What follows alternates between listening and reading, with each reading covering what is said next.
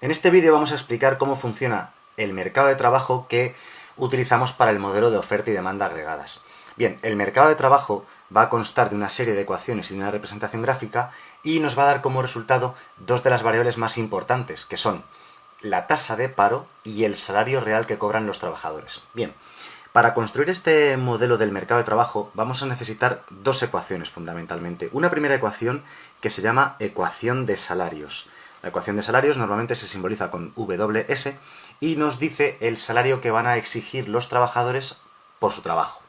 Bien, esta ecuación de salarios nos dice que el salario nominal W que reclaman los trabajadores va a ser igual o va a depender de, para entendernos, primero, de los precios esperados de la economía. Esta P con el superíndice E se refiere al nivel de precios esperado para el futuro, ¿de acuerdo? O sea, yo cuando negocio mi salario con una empresa, cuando negocio salario tengo en cuenta la inflación que va a haber ese año, ¿de acuerdo? Tengo en cuenta los precios esperados para el año siguiente.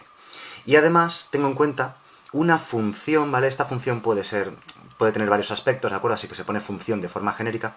Va a ser una función de la tasa de paro de la economía, la tasa de paro la simbolizamos con la letra U, y de Z. Z representa las variables institucionales del mercado de trabajo, como por ejemplo cobertura de desempleo, costes de despido, nivel de sindicación, ese tipo de cosas que defienden a los trabajadores. Pues bien, el salario que yo voy a poder negociar con la empresa va a depender, como decimos, del precio esperado que haya en la economía. Si yo espero más inflación, exigiré más salario. Va a depender de la tasa de paro negativamente, porque cuanto mayor sea la tasa de paro de la economía, menos poder negociador tengo yo, menos tengo a qué agarrarme. Es decir, la empresa me va a decir, o aceptas el salario que te pago, o te vas al paro porque hay mucho paro, corres mucho riesgo de acabar en el paro, así que aceptas cualquier salario, de manera que cuanto mayor sea la tasa de paro, menor es el salario que yo reclamo, o menor puede ser el salario que yo reclamo. Y depende positivamente de esta variable Z, que son las variables institucionales del mercado de trabajo.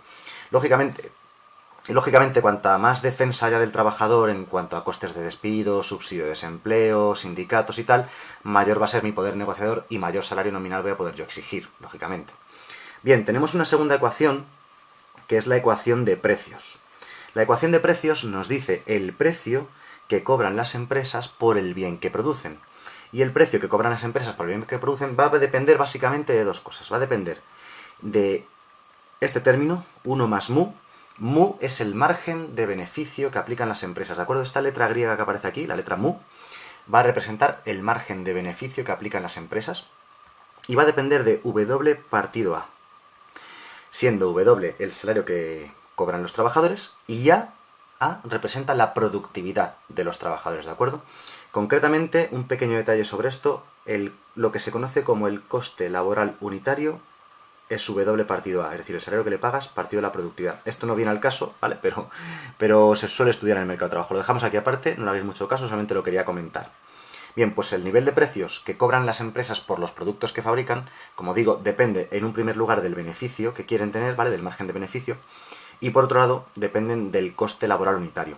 Por cierto, una cosa, ya que hemos puesto aquí una cosa extra que no venía al caso, vamos a poner otra. En un mercado en el que aumente la competencia entre las empresas, esas empresas, para seguir vendiendo, van a verse obligadas a reducir sus márgenes de beneficio. Lo digo para que lo sepáis, que esta letra mu, además de ser el margen de beneficio, nos da una idea también del grado de competencia. En un mercado en el que la competencia se reduce, en el que hay pocas empresas o cada vez hay menos empresas, las empresas van a poder hacer lo que quieran y van a poder poner precios más altos, van a elevar sus márgenes de beneficio, ¿de acuerdo? Lo comento también como detalle, no es muy relevante, ¿no? Pero para que lo sepamos. Bien, tenemos estas dos ecuaciones. Pues queremos representarlas en un gráfico que nos diga dos variables súper importantes de la economía. Esas dos variables súper importantes de la economía son, vamos a representarlas aquí gráficamente a la derecha, son, en un primer lugar, el salario real que cobran los trabajadores, es decir, el salario que cobran partido el nivel de precios de la economía, ¿vale? Esta P representa el nivel de precios. Lógicamente a los trabajadores les gusta mucho su salario, pero les gusta más saber cuántas cosas pueden comprar con su salario, ¿vale? Es decir, lo que se llama el salario real. En general, cualquier variable, cuando la divides entre P, entre el nivel de precios de la economía, no solo te dice su valor, sino te dice su poder adquisitivo, ¿de acuerdo? Este salario partido de los precios me dice cuántas cosas puedo comprar con ese salario, ¿de acuerdo? Y la otra variable que nos interesa mucho en macroeconomía es la tasa de paro, la U, que vamos a simbolizar aquí abajo en el eje horizontal. Bien, ¿cómo representamos en estos ejes? Pues ojo, para representar gráficamente en estos ejes vamos a tener que coger la ecuación de salarios en un primer lugar y despejar W partido P, ¿vale?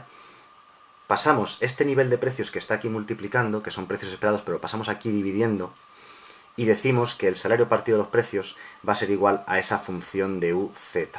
Y esto va a ser la ecuación de salarios despejada de otra manera. Cuando el nivel de precios esperado lo pasamos aquí dividiendo, ya sin el superíndice, sin ese superíndice E que indicaba precios esperados, es porque suponemos que los agentes económicos, digamos, para entendernos, para este caso básico que estamos explicando, han acertado en cuanto a los precios que esperaban, o mejor dicho, van a saber de antemano cuáles van a ser los precios esperados porque van a suponer que son los del año pasado. Bueno, eso es otra cosa que está explicada en otro vídeo del canal que se llama fijación de precios, ¿de acuerdo? Y ya lo veremos luego explicado en otro vídeo. Bien, esta es la ecuación, como digo, con los precios despejados, suponiendo que los precios esperados coinciden con los precios actuales.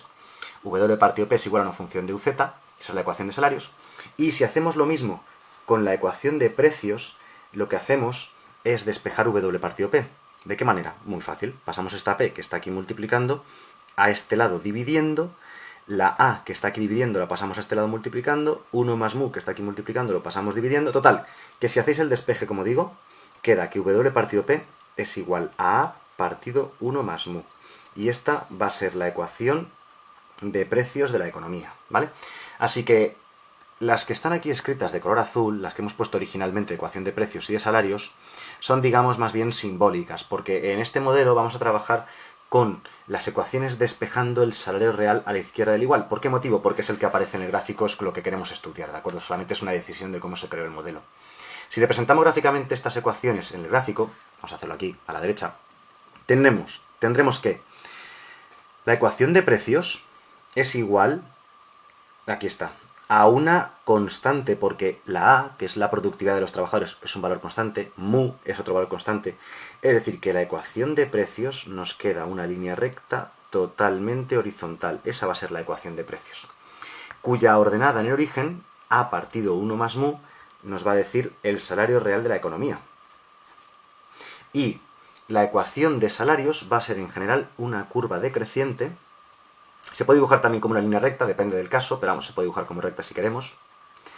La ecuación de salarios va a ser una línea decreciente, una curva decreciente. ¿Por qué? Porque depende negativamente de la tasa de paro y positivamente de Z, que ya lo hemos dicho antes.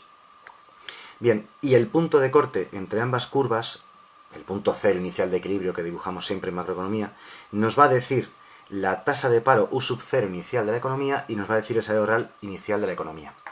Bien, realmente pues tenemos una fórmula para describir este equilibrio de la economía, que es que las dos ecuaciones se igualan, ¿de acuerdo? Como son iguales entre sí, son iguales a W partido P, es decir, al salario real, se suele decir que el equilibrio del mercado de trabajo va a ser igual a una función de UZ que se iguala a A partido 1 más mu.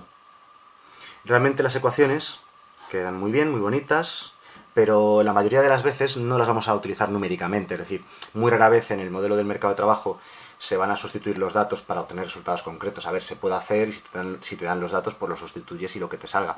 Pero generalmente es algo más simbólico, ¿no? Lo de las ecuaciones para que sepamos cómo funciona el modelo. Y la resolución de este equilibrio nos daría la tasa de paro natural, que se llama, inicial de equilibrio, y el salario real inicial de equilibrio.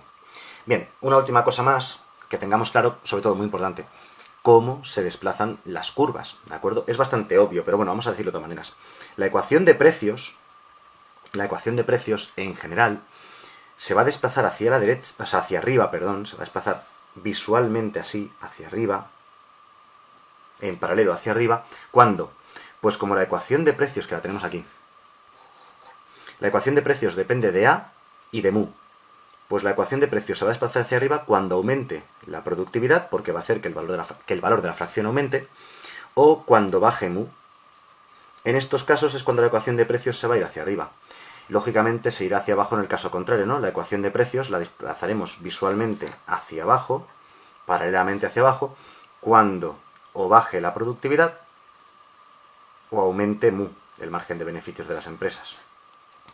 Y la ecuación de salarios se va a desplazar hacia la derecha única y exclusivamente cuando aumente Z. Es decir, cuando aumenten las variables institucionales que defienden al trabajador, La W se irá hacia la derecha, la ecuación de salarios. ¿Y cuándo se irá hacia la izquierda en el caso contrario? Cuando baje Z. Es lo único que va a desplazar la ecuación de salarios hacia la izquierda. Bueno, el mercado de trabajo resumidamente se puede escribir con estas ecuaciones y este gráfico, ¿vale? Al menos la versión básica. Luego existe una versión más complicada en la cual podríamos dar muchos más detalles sobre los desplazamientos, sobre el paso del equilibrio del corto al medio plazo, porque este modelo es de medio plazo, es decir, analiza el corto y también el medio plazo. Pero como digo, la versión básica del modelo con sus desplazamientos básicos y sus ecuaciones básicas es esta, y con esta se puede hacer cualquier ejercicio que nos pregunten exclusivo del mercado de trabajo, se puede resolver con estas ecuaciones y este gráfico. Ahora bien, si pasamos ya a un ejercicio más complejo, como por ejemplo los de oferta y demanda agregadas, que requieren muchísimo más conocimientos y muchísimas más ecuaciones, gráficos y tal, será otra cosa, ¿vale? Pero como digo, para lo básico del mercado de trabajo, esto es todo lo que hay que saber.